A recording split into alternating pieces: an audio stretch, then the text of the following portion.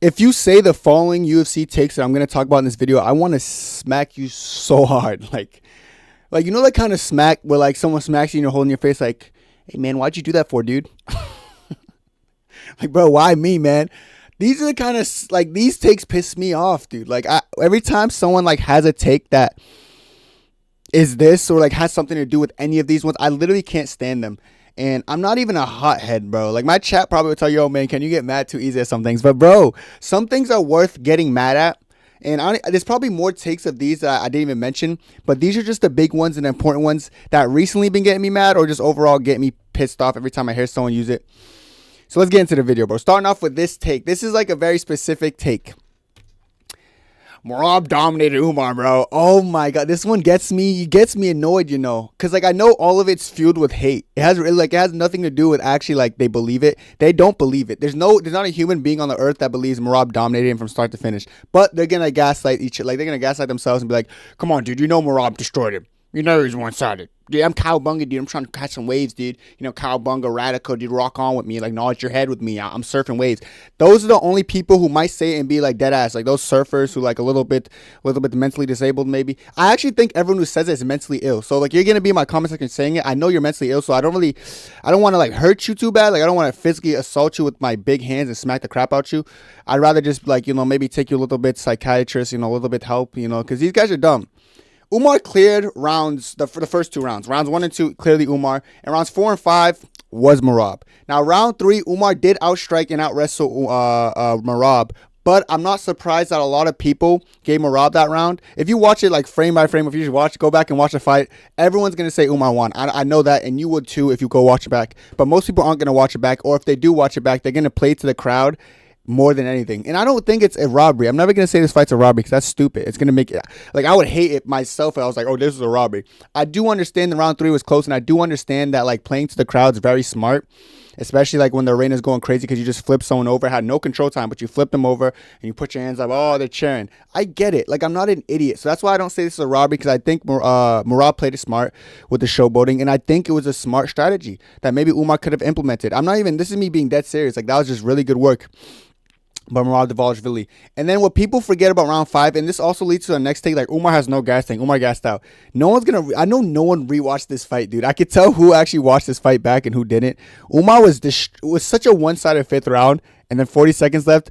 Merab fakes a takedown, hits him, and like Umar stumbles back. And then after that, I started a sequence where Merab does take him down afterwards and points at him and like shit. And then it was over after that. I knew he lost the 5th round but a lot of people say, dude, Umar fatigued. He was getting cooked in the 4th and 5th. Dude, he wasn't fatiguing. He was beating that. He was backing up Merab. He was outlanding Merab in the 5th until the last 40 seconds. So people don't watch this fight. So like I said, they're saying Merab dominated him because they didn't watch the fight, or like they were just playing to the crowd. Some people just listen to the crowd noise and base their fights off of that. So I get that, and I get why you guys think, oh, it was a domination. But like realistically speaking, if you actually watch this fight, you know it was a competitive fight against the best bantamweights in the world, and that's just what it was, you know. So there's still gonna be people in the world, no matter what, saying Umar dominated him. They're gonna have like pictures of like Merab stiff arming Umar while he's going for a takedown, all these stuff, you know. Have like Merab celebrating while Umar's trying to pull him down. They're gonna clip farm and get stuff like that just to push this point of view. But if you say this, like actually, like this, I want to hit you. I'm gonna be real. I'm not trying to like. I actually want to hit you.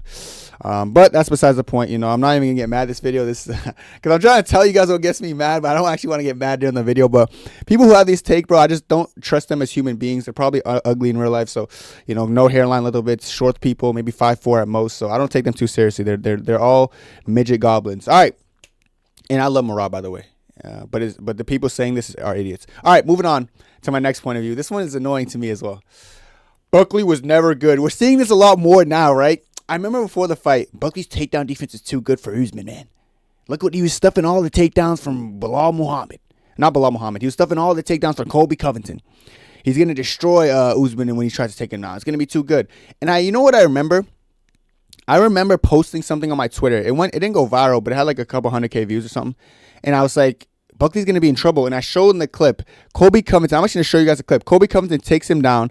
And then, like, I was seeing the reception it was getting, and everyone in my comments, like, dude, Nigerian bias. Usman's not going to take him down. Buckley's too strong. Buckley has explosive power. Buckley's too good at this. Buckley's going to knock him out. Oh, my God, that's going to happen. Yawn. Buckley by KO. Oh, that's cool. Anyways, Buckley. They're all saying their mix of comments, and all they wanted to say, all that tough guy stuff, acting like they weren't unfazed, trying to make me look stupid for showing that and saying Usman's going to have success in the wrestling. Then he has success, and then it turns from Buckley's takedown defense is too good for Usman to all of a sudden, well, he's never had a good takedown defense. It's just funny how people switch up with those narratives. I just always think it's interesting. Oh, Buckley's going to KO Usman so easily. Now they're like, yeah, he was never that good. I never thought he was good. Buckley's a future champ. Well, see, now, honestly, I don't even think Buckley's that. Instead of giving Usman flowers for coming at the age of 38 on a 2-year layoff with damn near no knees, literally no knees in existence, they're just not going to give him credit, and they're going to discredit Buckley instead. Leads to situations like this, where we're seeing people just trying to cope and like find reasons. Oh, well, Usman shouldn't get the title shot because Buckley sucks, or this, that, and the third. Ooh, I never thought Buckley was good anyway. It's just people do this a lot. To be fair, not just Buckley specifically. I can name a lot of other examples where this guy was supposed to be good, like the Protest Ian Gary fight. When I said Ian Gary's gonna cook Protest, stylistic mismatch, and people are like, "Dude, what are you talking about? Protest but knockout in the first round." Afterwards, like Protest was never good. But you guys get the point. Like, it's just UFC. I'm not really surprised by this. You know, I understand that the reception is always going to change after the fact. But everyone who was saying Buckley was going to make it look easy, like, brother, you know, either keep the same energy or don't keep the energy at all. One thing about me, you know what I'm saying, if fighter loses who I said was going to win, I'm going to say, dang, he got him. I'll say maybe because of this, but I say he got him. I'm not going to say, well, he's never that good anyways. I'll never do it with someone because that's weird. But you guys who do it, you need to get backhanded and front-handed and left-handed and right-handed, or Rio Badman style. But that's my opinion. Moving on to the next take, because I don't want to take too much time on this one. This one's like obviously happening a lot right now, but you know they're idiots, so I don't take them too seriously. Moving on to the next take. JDM's too good, man. JDM's just too good. What's funny about this one is like they're so confident he's gonna destroy Islam, and he destroyed Brady and destroy Usman, all because of the Bilal Muhammad fight and Bilal Muhammad's wrestling success. Now, what's funny about this is that Bilal's game plan, I think, was stupid against JDM, cool, but he did shoot takedowns. People always say he shot the takedowns and he stuffed them. So if he can stuff Bilal's takedowns, you're going to stuff Islam's and Brady's and Usman's, and Bilal couldn't control him when he got him down too. Bilal doesn't have control over anyone he gets down. He's not going to be like Islam. Islam's actually heavy on top, heavy hips. You know, same with Brady. He's very heavy on top, big back, strong guy. Same with Usman. Heavy. When these guys get him down, and they will get him down, don't get it twisted. If you time a good takedown against JDM, you will get him down. Look at the Burns fight. Bilal Muhammad not timing takedowns off the distance because he was hesitant and scared to engage and onto the back foot most of the some of the fight. Those aren't good entry takedowns. You can't show one good entry takedown Bilal had and didn't score. When he did have good entries, he did score. I'll give him credit there. And then sometimes JDM would get too overbearing, then Bilal would flip him over, fucking judo flip him and score on him. Bro, just don't try to act like JDM has a great takedown defense just because of one Bilal performance. I understand you guys you're going to purposely try not to look at like the performance with Gilbert Burns now. You're going to blame it on his broken. Dude, he was injured. That's the only reason he got taken down, dude. That's the only reason he couldn't get back to his feet, because he was injured. Shut up. You do not know what you're talking about. Literally the only reason that Burns was succeeding in his takedowns, he timed it well and he was heavy on top. The reason he was able to control JDM was heavy on top. And you'd be like, no, he was controlling him because his arm's broken. Look at any JDM scramble. He creates scrambles through the lower half of his body, pushing you off, creating space with his legs. His legs were not compromised. He didn't have a broken leg. He had a fracture in his wrist or whatever. That doesn't negate anything. If anything, that negates his boxing. His offensive boxing probably was more sloppy that time. Still found the knockout. He actually got the knockout from a knee because his boxing probably didn't want to throw his hand as much. Stop trying to gaslight yourself like JDM needs to use his arms to just do all this stuff and scramble. He got control by Burns because Burns is heavy on top, has good understanding of grappling and control time. Bilal does not. Usman does. Islam does. Brady does. They're going to have a field day wrestling this guy. But everyone's going to be, oh, dude, you did this to Bilal, so he's going to do this to everyone else. Keep dreaming. I hope you think this. So I just want to see. And it's going to be a Buckley situation after JDM loses, unfortunately, for JDM and his fans. They're going to be like, oh, well, JDM was never that good. Like, he was going to split decision with Havez and all. They're going to switch up. And I know they are, but I'm going to let them rock now. I'm going to let them believe that JDM's just too good. Yeah, man, JDM's too good, dude. He's ironclad chin, good chin, good power, good everything. No, impossible to take down. It's funny, dude. He's so impossible to take down. Let's see what happens in the Islam fight at 155. Keep in mind, and then don't even get me started on the Usman or Brady fight, because that would not last long. Anyways, moving on from this take, like I said, people are just gonna glaze JDM because he's the next big thing. This excuse pisses me off. They were injured, so, bro, it is fighting. I hear for the Hamza Usman fight. They're so convinced that Usman just was like would have got finished if Hamza wasn't injured. You don't know what you're talking about. Like stop. Usman was on 8 days notice. Like the thing about the injured and the excuse game, I could say this is like it's an excuse game. They could say, oh well, the excuse for Hamza is his hand hurt. He broke his hand, so he couldn't wrestle because his hand was broken. Hamza wrestles 24/7 every single day, every minute of his life. A broken hand's not going to stop him from capitalizing on wrestling. He couldn't wrestle. He was wrestling just as he always does in the first round, controlling people. In the second round, we never really see him dominate anyone in wrestling in the second round because he usually doesn't get there. He was just more tired. Injured hands not affecting his gas tank. I don't think Hamza has bad cardio, by the way, but just trying to act like his broken hand infected his gas tank or like whatever this other stuff was, it was stupid. Like I can make the excuse that Usman's on 8-day notice, no knees, and was older.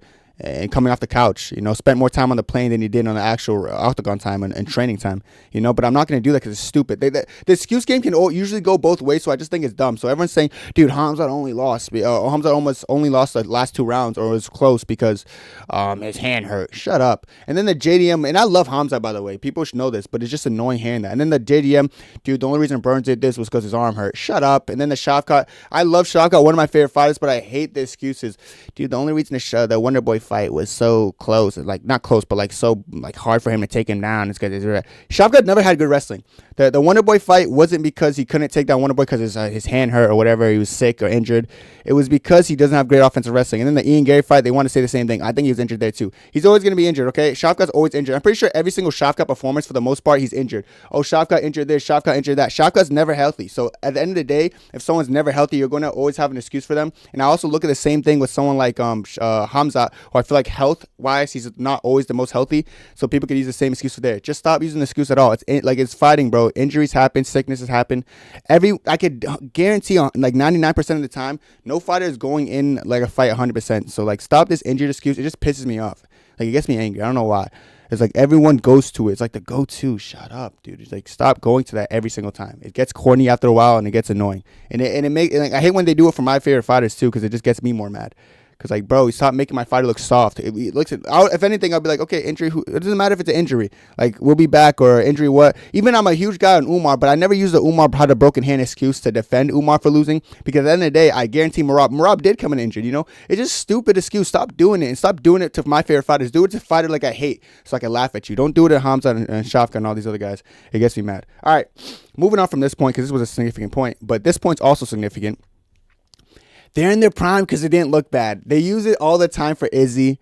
They use it for even Usman Hamza. They use it for anyone who's old and they don't slow down. Like they can even say, oh, Cejudo, you're dong, dude. That was Cejudo in his prime. Shut up, bro. You don't believe what you're saying. And it's so annoying because they try to like convince you that you believe it. Like they're trying their hardest. Dude, Adesanya, I know he was he was 1-2 in his last 3 fights before the DDP fight, but he was still in his prime. Yeah, he got knocked out by Pereira. Yeah, he got 50-44, not 50-45, 49-46 by Sean Strickland, but he still fought Dricus in his prime. Dricus just beat him in his prime. That's so dumb. Prime is when you're at the peak physically and you're at the peak like mentally. So mentally, when you're beating everyone, of course you're at your peak. When you're not losing, you're not on a losing streak, you're riding crazy momentum, you're at your peak mentally. Izzy being 1-2 in his last 3 fights before that, that's not at your peak mentally. So now we have that established. So go to physical. Physically, like Izzy, since the Pereira 2 fight, like Izzy just doesn't move laterally like the way he used to, like almost lean back. He still does it like decently in the Pereira 2 fight, but in Sean Strickland fight, you can see his reaction time a lot slower and stuff. He would lean back. He wouldn't, like, I'm telling you, prime Izzy against DDP, those stupid blitzes, he leans back, boom, boom. Izzy wasn't doing that. Izzy had a lack of dexterity, and he would kind of like move back in a linear line instead of like losing mobility or something and stick and moving. Like it just wasn't Izzy at his peak physically or his peak mentally. So he was on his peak anywhere. He's not his prime. Was Izzy bad in the fight? No, Izzy was still a good version of Izzy. I think Izzy was a good version of himself, Even right after, I remember I was saying he was like, it's still a really good version of Izzy. I think at the time I was like, it was the best version of Izzy. It wasn't the best version of Izzy. It was a good version of Izzy for the moment he was in there, but it wasn't prime Izzy. That wasn't the same Izzy in 2019, That was 2019 to 2014, like what, 5 years ago? That's not a significant difference. But honestly, you know what's funny? The Izzy who fought Costa wasn't even the same as the Izzy that fought Cannonier in like 2022. That I don't think the Cannoneer Izzy was prime Izzy. I don't. Like, so people trying to gaslight me like that DDP was prime Izzy, or like all these guys just because they don't look bad, they're in their prime. It's stupid. Like Cejudo, when he came back and like lost to Aljamain Sterling in a competitive fight, by the way, it was split decision. I'm pretty sure it wasn't prime Cejudo. Was Cejudo looking good in the fight? Yes, but I don't think that was prime Cejudo. He took too much time off, came off a big layoff. He wasn't at his best. So stop equating someone not looking bad to being in their prime. Izzy probably would never look horrible in a fight, you know. Cejudo will probably never look horrible. He looked kind of weird in the Yadong fight, but he even stole some rounds there, you know. These guys, just some people are really good. Like Usman had a great performance against Buckley. Do I think Usman's in his prime? No. Like, I would be lying to you. Dude, prime Usman is back. No, he's not. He's 49-46 to up and comer, but that's not prime Usman. Prime Usman would have done Buckley even worse. That's the point I'm trying to get to you guys. I feel like people are a little bit slow and they think everything is prime if you don't look bad. Usman is not in his prime right now. Did he look good against Buckley? Of course. He dominated him. He looked like he looked like the best welterweight in the world, honestly, in that fight. Is he in his prime? Fuck no. Sorry. And you could disagree with it. Nah, dude, I think Usman's in the prime. He's still like, yeah, he looks good. You know, I don't care. You can have your opinion, but you're not going to convince me that someone who just doesn't look bad is in their prime. It's not how prime works. Prime's your peak and your best physically, mentally, and all that. Usman being 0-3 before that fight, going into this fight with a 2-year layoff, 38 years old, no knees, that's not prime. Izzy was 1-2 before the DDP fight. That's not prime. You know, before the Mava fight, 1-3 in his last 4. Is that prime? Yeah, dude. Mava knocked out prime Izzy. He's like, dude, you can't. I take it as jokes because I know they're like baiting or they're not being serious. But dude, it's just like stupid to say. I just hate that thing. So this is a big one for me because like I see it with a lot of my favorite fighters and just like a lot of people. Everyone's in their prime if they just don't look bad.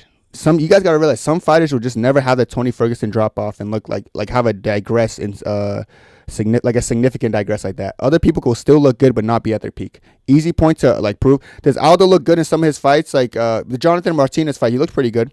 Is he in his prime? No. Moving on from that, guys. Moving on from that. This is the last point I'm gonna make.